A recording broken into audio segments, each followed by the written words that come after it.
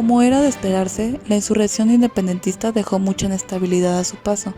En la nueva nación todo se encontraba desorganizado y segregado. No se podían poner de acuerdo para darle continuidad a su obra de independencia y soberanía, rumbo a la construcción del país en la primera mitad del siglo XIX. Uno de los ámbitos en los que se trabajó arduamente en aquel tiempo fue la educación. La instrucción de los ciudadanos se consideró elemental para sacudirlos del oscurantismo y la ignorancia que prevalecían en la sociedad.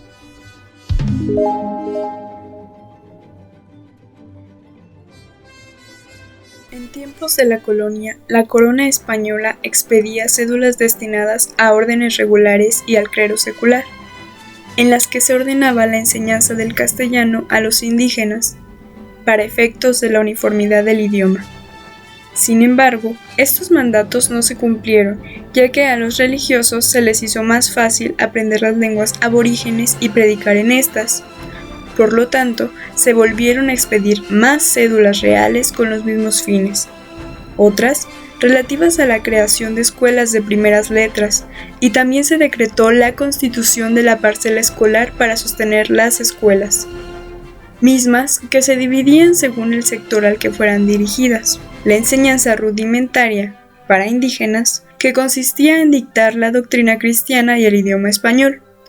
Por otro lado, para los mestizos y criollos existían las instituciones primarias del tipo de escolapio escolástico, en la que les enseñaban lectoescritura, nociones de aritmética, doctrina cristiana y prácticas religiosas. Más adelante, en los primeros años del siglo XIX, en la ausencia de Fernando VII, las Cortes Generales y Extraordinarias de España proclamaron la Constitución de Cádiz de 1812, que se extendería a los dominios españoles, y cuyo objetivo era la abolición del absolutismo monárquico y el establecimiento de la democracia. Se expidieron medidas de carácter general, algunas con casos relacionados a la enseñanza pública, en la que se modifican las reglas y métodos catequista, escolapio y escolástico. En el título 9 de la Constitución de Cádiz, del ramo de la instrucción pública, artículo 366, que dictaba que en todos los pueblos se establecerían escuelas de primeras letras que enseñaran a leer, escribir, contar. Se dio también catecismo y una breve explicación de las obligaciones civiles. Se incluía, en el artículo 368, la expedición de un plan general de enseñanza, que comprendiera la obligación de los maestros de explicar la Constitución en todas las universidades y establecimientos docentes de ciencias eclesiásticas y políticas. Dicho sea de paso, el plan nunca se llegó a aprobar. Además, se decretó el reglamento para el gobierno interior de las provincias, en el que se remarcaba el compromiso de los ayuntamientos en las escuelas de primeras letras. No obstante, en 1814 dejó de regir dicha constitución con el regreso de Fernando VII, recuperando el trono. No por mucho tiempo, ya que fue restaurada en 1920 y aunado a lo que ya había establecido anteriormente, se decretó la Cátedra de Derecho Constitucional, que consistía en la explicación de la Constitución en celebraciones religiosas, escuelas de primeras letras y de humanidades, en universidades, seminarios, colegios, casas de educación pública, conventos, entre otros. Fue hasta el 29 de junio de 1821 que las Cortes Generales de España expidieron el nuevo Reglamento General de Instrucción Pública, que llegó a la entonces Nueva España justo cuando ya se había consumado la independencia. Sin embargo, se consideró vigente en cuanto no se opusiera al régimen de autonomía del país, y a mediados de 1823 fue reproducido por la prensa de información de la Ciudad de México. Fue el primer documento oficial de la Constitución de Cádiz que comprendió disposiciones reglamentarias de carácter uniforme para organizar la educación pública en los dominios españoles. Empero, no llegó a aplicarse por las circunstancias políticas que prevalecieron en esos días. En sus artículos disponía que la educación debería ser pública, gratuita y uniforme. Habría un solo método de enseñanza y libros elementales en todas las escuelas de primeras letras. Además, dictaba que las instituciones de enseñanza privada no podrían difundir principios contrarios a la doctrina cristiana y a la Constitución. La enseñanza se dividía en 3 partes. La primera enseñanza eran escuelas públicas de primeras letras que preparaban en la lectoescritura, reglas elementales de aritmética y catecismo. La segunda enseñanza, también llamada secundaria o superior, servía de preparación para estudios más profundos. La tercera enseñanza incluía estudios mayores, eran universidades reales y preparaban para el ejercicio de la profesión particular.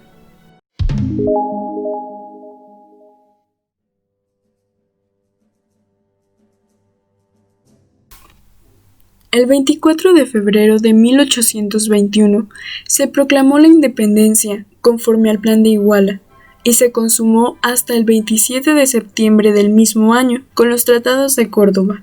Como es de suyo explicable, la Guerra de Independencia trajo consigo una notoria desorganización política y social. Ahora, el problema ya no era la soberanía de la nación, sino cómo sería gobernada. Hubo disputas entre monarquistas y republicanos para decidir el tipo de gobierno que tendría México, y finalmente se proclamó a Agustín de Iturbide como emperador, en julio de 1822. Pero los partidarios de la República contaron con el apoyo del pueblo y se impusieron ante Iturbide, haciéndolo abdicar y exiliarse. Una vez instaurada la República, el dilema era el modelo organizativo que emplearían. Por un lado, se encontraban los centralistas, quienes buscaban un gobierno central. Eran conservadores apoyados por la logia masónica escocesa. Y por otro, los federalistas, que preferían el establecimiento de estados libres y soberanos. Eran un grupo de liberales apoyados por la logia yorkina. El triunfo se lo llevaron los federalistas, y con Guadalupe Victoria como primer presidente, se promulgó la Constitución de 1824.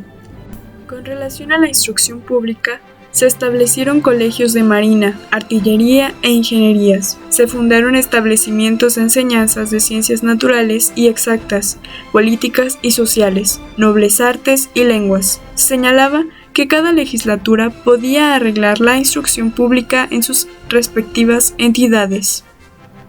En 1830, cuando el estado de la educación era crítico, debido a las múltiples carencias de la educación elemental y la postración de la educación superior en colegios y universidades, Lucas Alamán se hizo cargo de los asuntos educativos por 4ª vez e informa que se carece de datos fidedignos sobre el estado de la Ilustración y menciona que el sistema de enseñanza mutua no ha producido todos los resultados que eran de esperarse.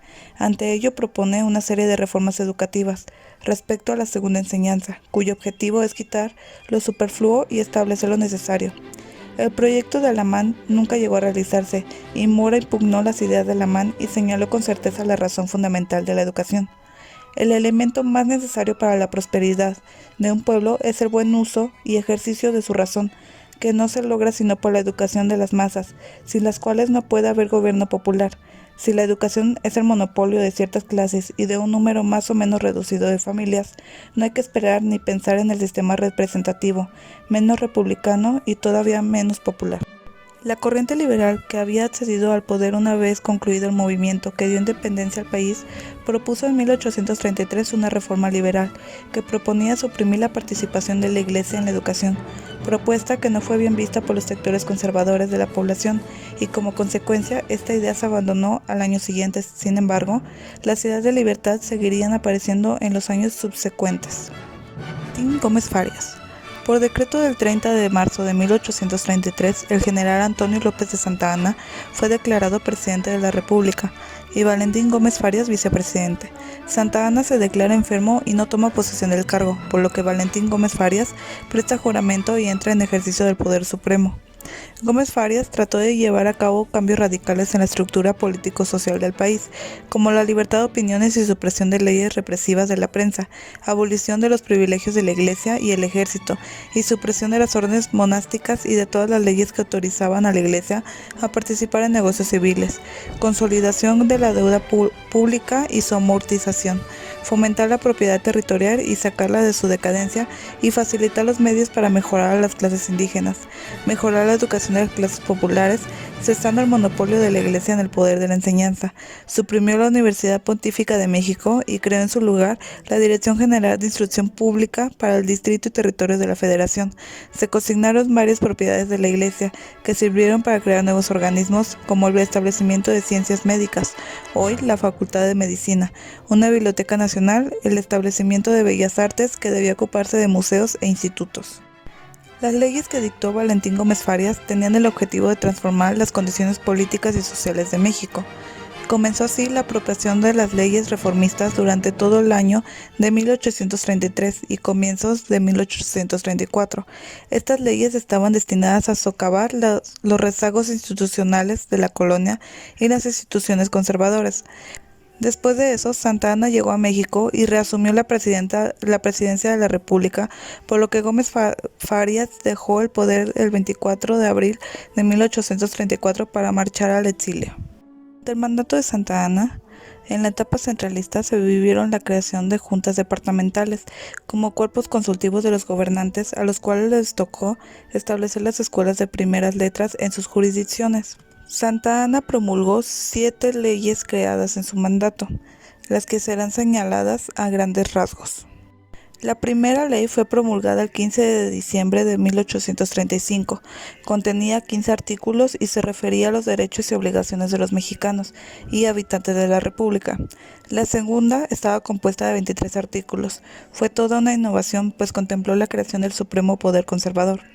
La tercera contenía 58 disposiciones y trataba sobre el poder legislativo. La cuarta, con 34 artículos, se refirió a la organización del Supremo Poder Ejecutivo. La quinta incluía 51 puntos que trataban sobre el Poder Judicial de la República Mexicana.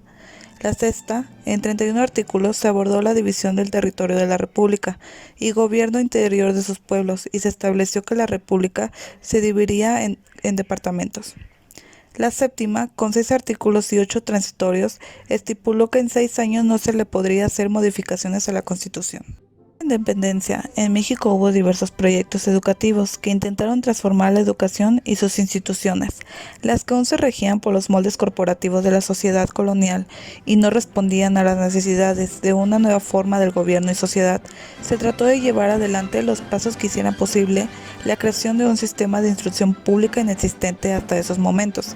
Si bien la reforma liberal de 1833 logró grandes adelantos, no fue sino hasta 1843, bajo las directrices de un régimen de gobierno centralista y la dirección del ministro de Justicia e Instrucción Pública, Manuel Baranda, que se realizó una de las reformas educativas más importantes de la primera mitad del siglo XIX, cuyo carácter, a pesar de todos los obstáculos, se procuró que fuera nacional en la construcción de un sistema de instrucción pública nacional y en las pautas que se estableció para la modernización de los establecimientos educativos, así como el hecho de que favoreció la secularización de la educación sin oponerse a las prácticas religiosas en el aula.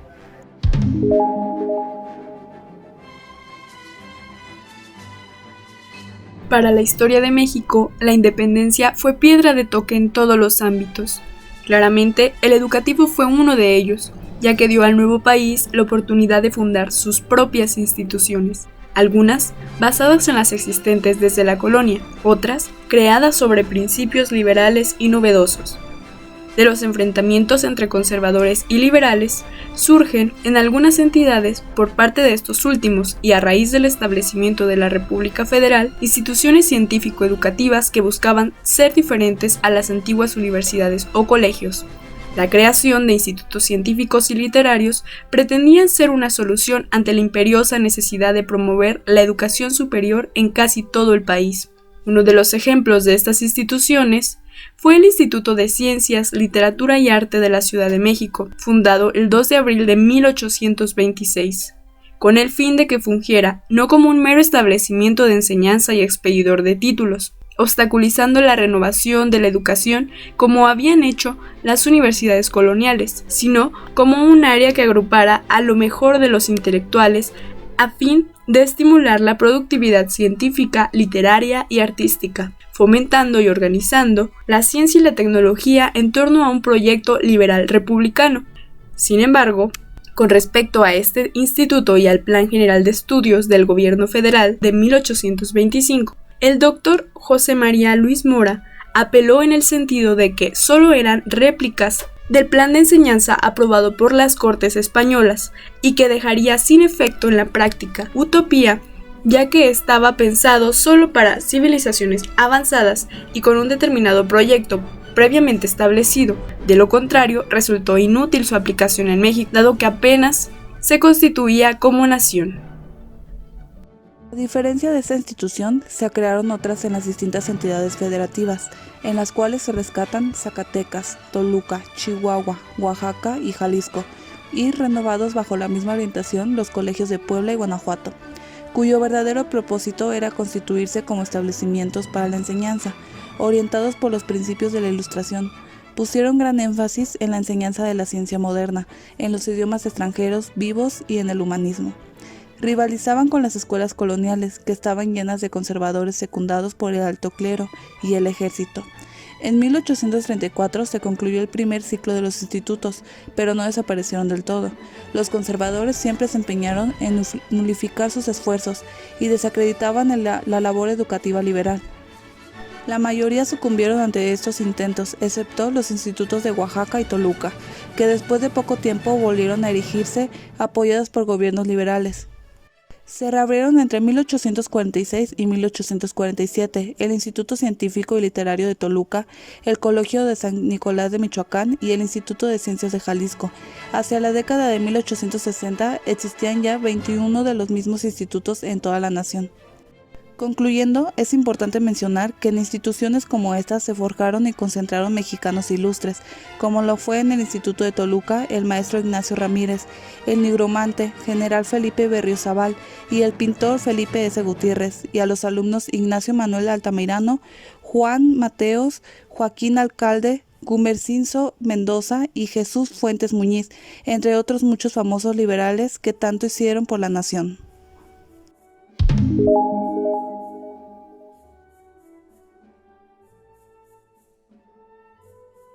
El sistema de enseñanza mutua o lancasteriano fue inventado o adaptado por Andrew Bell y Joseph Lancaster. Este último fue quien más perfeccionó el método, por lo cual adoptó su nombre.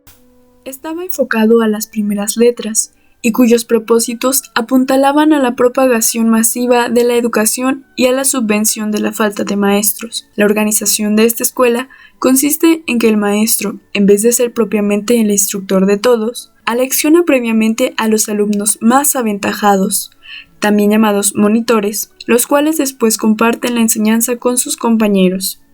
En 1819 ya existía la primera escuela de enseñanza mutua en Nueva España, fundada por el profesor Andrés González Millán, quien fuera el precursor de este método antes de que se erigiera la Compañía Lancasteriana y director de la misma años más tarde.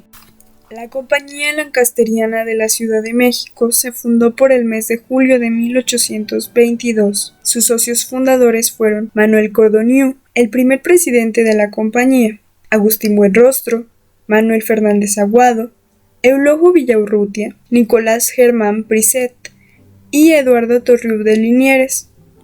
El 1 de septiembre de 1822 se abrió la primera escuela de enseñanza mutua, llamada El Sol, en el lugar donde se situaba la anteriormente sala secreta del Santo Oficio de la Inquisición. El primer director fue González Millán, quien fuera destituido en poco menos de 2 semanas por ser señalado como enemigo del gobierno, y sustituido por Priset, que tuvo como ayudante al padre Juan Alcántara, sacerdote que se quedó como director. Al despertar el primero sospechas de irreligioso. La escuela sobrevivió hasta 1830. Después de su separación, Brisset presentó un proyecto para la fundación de una nueva escuela. Se aprobó y Agustín de Iturbide iba a donar 200 becas a niños pobres, pero cayó el imperio y fracasó el proyecto. Además, Brisset fue expulsado del país por mezclarse en asuntos políticos exteriores. Sin embargo, dicho proyecto sentaría las bases para el establecimiento de la nueva escuela de enseñanza mutua de la Compañía Lancasteriana, con el nombre de la Filantropía, comenzando sus labores el 16 de noviembre de 1823, en el sitio del antiguo convento de los Betlemitas. El reglamento, previamente aprobado por la compañía, dividió la escuela en 3 departamentos. 1. De enseñanza primaria, encomendado al profesor Ignacio Rivoli, comprendiendo lectura, escritura, elementos de aritmética y catecismo cristiano y civil. El director fue sustituido en 1824 por el profesor Valentín Torres. 2.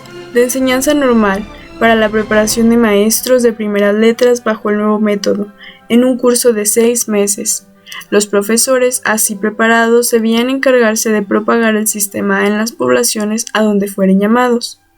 3. De artes y oficios, dividida en 8 clases que comprendían la enseñanza: dibujo lineal, matemáticas, geografía, historia, mitología y latinidad.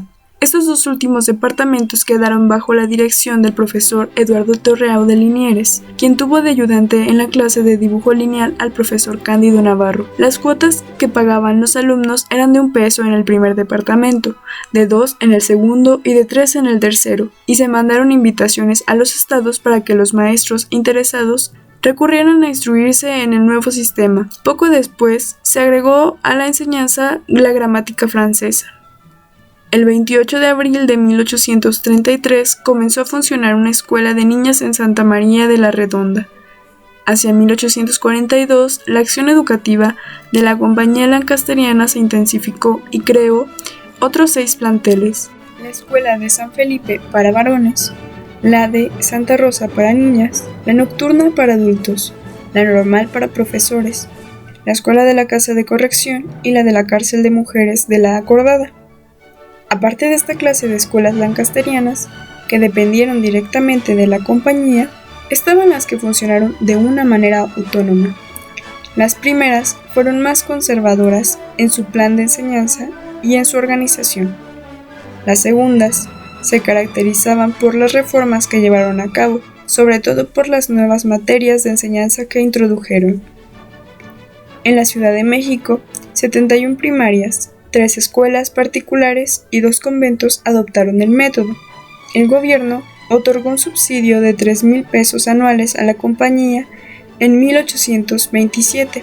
El gobierno de la Ciudad de México acordó incorporar sus primarias al control del sistema lancasteriano y le señaló una asignación de 125 pesos mensuales. Con la reforma educativa de Valentín Gómez Farias, la Dirección General de Instrucción Pública puso fin a las actividades de la compañía y se le entregó la Filantropía con 400 alumnos y 165 niñas de Santa María de la Redonda.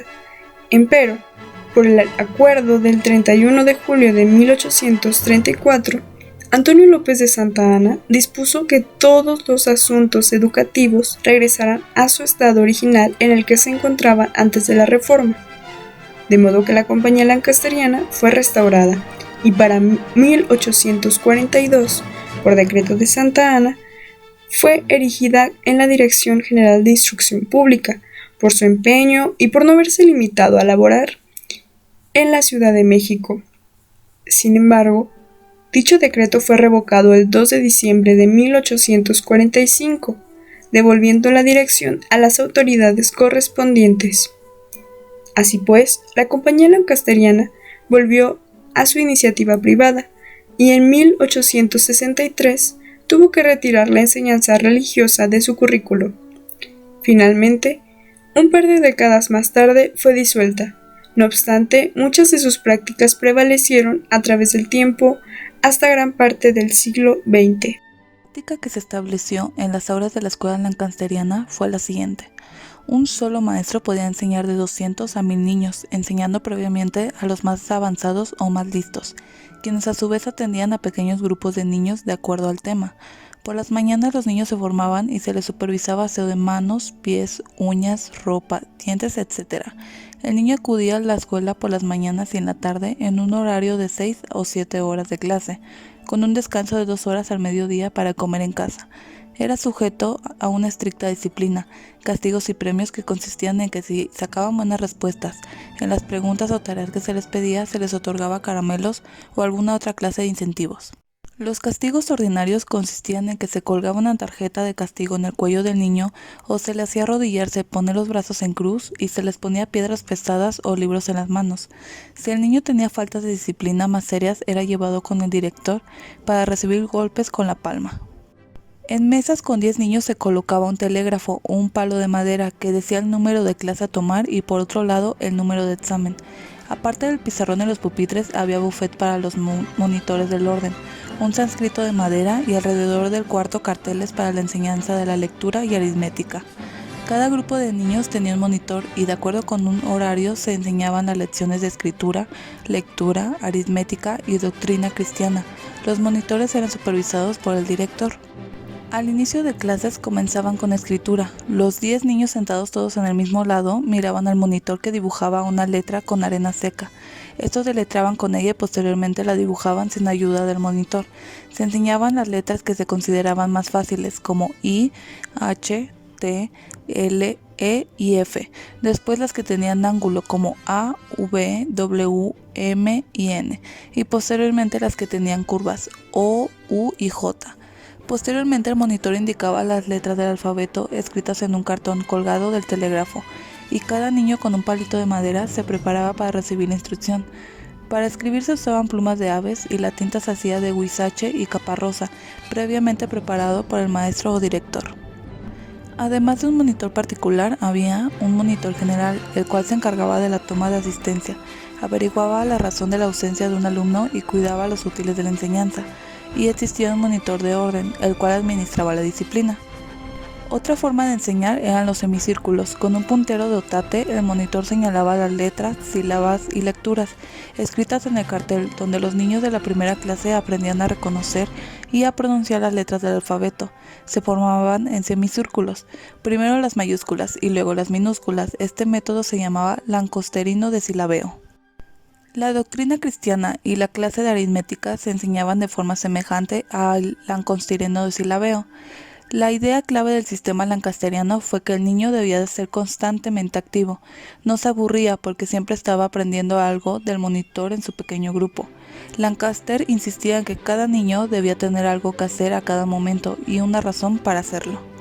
A partir del año de 1811, a través de un decreto enviado por el virrey Venegas al Ayuntamiento de Guanajuato, fechado el 11 de febrero del mismo año, en el cual se informa la aprobación de Doroteo Romero para maestro de la Escuela Primera de Hombres, nombramiento que se hacía junto con la aprobación de las maestras doña Luisa Jadea y doña Guadalupe Moscoso para la primera y segunda escuela de mujeres de la ciudad, respectivamente. El maestro Doroteo Romero es su personaje fundamental en el proceso del establecimiento de la Escuela Normal Lancasteriana de Guanajuato. La primera escuela de niños fue ubicada en la Compañía de Jesús, otra ubicada en la calle San Pedro, de la cual no se menciona el maestro responsable, y la otra ubicada en el Mineral de Marfil, a cargo del maestro José Ignacio Luna, y una escuela de niñas ubicada en el barrio de San Roque, a cargo de la maestra Guadalupe Moscoso. En la sesión del día 30 de octubre de 1823, el mismo Juan Valle informa que la habilitación de la Alhóndiga estaba terminada, que sería trasladada para allá la segunda escuela de niñas y que el espacio que ésta dejaba sería para la primera escuela de niños. El año siguiente, en la sesión del 8 de enero de 1824, se sugirió reunir en la casa que tiene destinada para escuelas en la calle de Alonso las dos de Pocitos y Puente Nuevo, poniendo en ellas a los mismos maestros, de los cuales el uno haga de principal y el otro de segundo, que de este modo estaría mejor atendida la escuela y se ahorraría la renta de 2 casas para la educación. Las escuelas de que se habla son la primera y segunda escuela de niños, a cargo de los profesores Doroteo Romero e Ignacio Luna.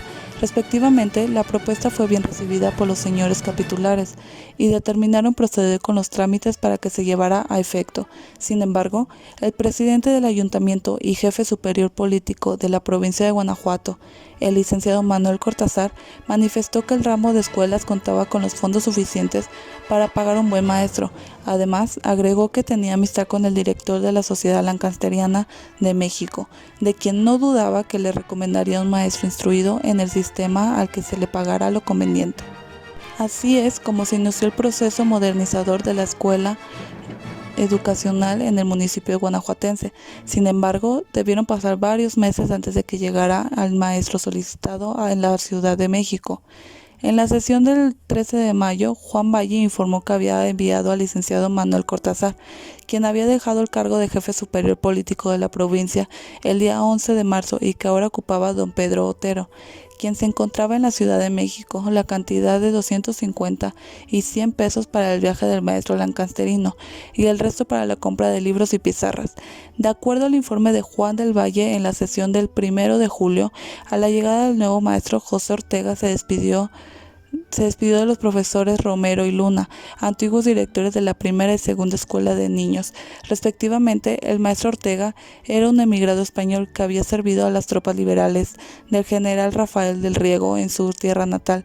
Llegó con el puesto de director en la Escuela Lancasteriana de Guanajuato con un sueldo de 1,000 anuales y la renta de una casa habitación, más el doble del sueldo que percibía Doroteo Romero. En la misma sesión del Cabildo se acordaba que se avisará a los educandos por medio de rotulones el día de la apertura de la nueva escuela lancasteriana, aunque en realidad todavía pasaría algunos meses para que éste se abriera, lo cual sucedería hasta el 22 del mes de octubre. El diputado José Aniceto Palacios expresó que si no se podían establecer escuelas nuevas, no había motivo por el cual solicitar personas que fueran a la capital a aprender el método lancasteriano y que no todos los ayuntamientos podían remitir a instruirse a los sujetos que prevenían el artículo, a lo cual el diputado Mariano Leal y Araujo contestó que siempre sería conveniente que hubiera escuelas en los pueblos y que aunque no fuera conveniente establecer en ese momento por falta de fondos, sí era conveniente que se instruyera a los maestros que había de hacerse cargo de ellas. Y en cuanto al asunto de que algunos ayuntamientos no tuvieran el dinero suficiente para mandar a las personas respectivas, se les dispensaría hasta que pudieran hacerlo, y concluyó su intervención proponiendo que se declarase normal la escuela de la capital, quedando aprobado el artículo con la adición correspondiente. De esta forma se gestaba la Escuela Normal Lancasteriana del Estado, aunque deberían pasar 3 años para que en la práctica del proyecto pudiera llevarse a cabo debido a los problemas que enfrentaron tanto el gobierno estatal como el gobierno municipal para conseguir al maestro que emprendiera la labor correspondiente. La primera Escuela Normal Lancasteriana del Estado inició sus actividades el día 10 de diciembre de 1827. En conclusión, el proceso mediante el cual se llevó a cabo el establecimiento de la Escuela Normal Lancasteriana denota varios aspectos que es necesario considerar al tenor del contexto en el cual emerge. Como primer punto es importante señalar que la planeación de su establecimiento surge en medio de un periodo de optimismo, en el cual se pensaba que la economía del naciente Estado pronto iba a despegar hasta alcanzar el desarrollo de los años anteriores a la colonia o incluso hasta superarlos. En el plano municipal, la estabilidad económica de las finanzas públicas hace pensar a los integrantes del ayuntamiento en la posibilidad de mejorar el estado de las escuelas públicas de la ciudad y reformar su sistema de enseñanza, con el objetivo de modernizarlo y con el fin de que fuera el motor y el gerente de desarrollo social.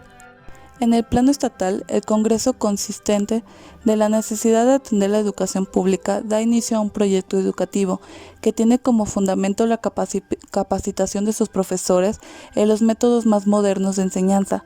La confluencia de intereses y objetivos provocó que en ambos niveles de gobierno se empeñaran en sacar adelante sus proyectos educativos.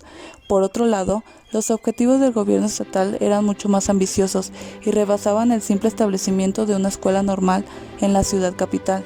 La centralización administrativa en todos los ámbitos de vida política, social y económica era la meta final del gobierno guanajuatense, y mientras se fueron defendiendo las bases legislativas para lograr esto, tuvo que enfrentar conflictos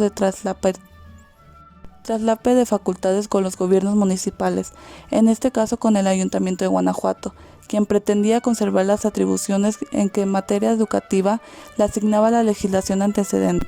Finalmente, aunque el gobierno del estado mostró todo el interés posible en la implantación de la Escuela Normal Lancasteriana, apoyando con contactos en el capital de la República o bien decretando sueldos atractivos para la contratación de profesores capacitados, en el proceso que se hicieron a cargo de la escuela, una vez logrando los objetivos, la carga que dejó el ayuntamiento de la ciudad y el control de sus finanzas a partir del año de 1828, provocaron que la Normal Lancasteriana no pudiera desempeñarse con la eficiencia que se esperaba, aunque logró en sus primeros años de vida responder a las necesidades para las que fue creada, aunque fuera únicamente de manera parcial.